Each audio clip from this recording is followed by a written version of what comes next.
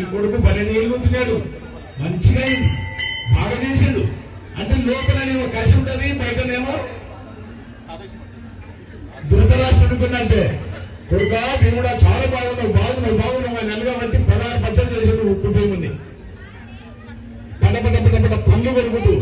కాబట్టి ఇతరులు ఎరగకుండా ఈశ్వరుడు ఎరగడా, మనకు వెలుగుకున్న కృష్ణ పరమాత్మనే ఆ ధృతరాష్ట్రుని భావన బయట పెట్టాడు.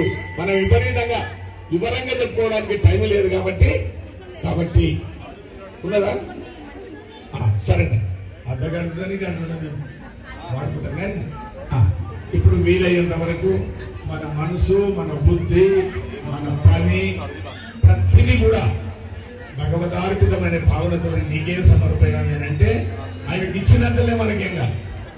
టెంకాయ కొట్ట వాళ్ళు పెడతాం, స్వామి సమర్పయానంటాం, మన పద్ధతి మనమే తీసుకొని తీర్థం భావన. ఇప్పుడు టెంకాయలు కొట్టారు,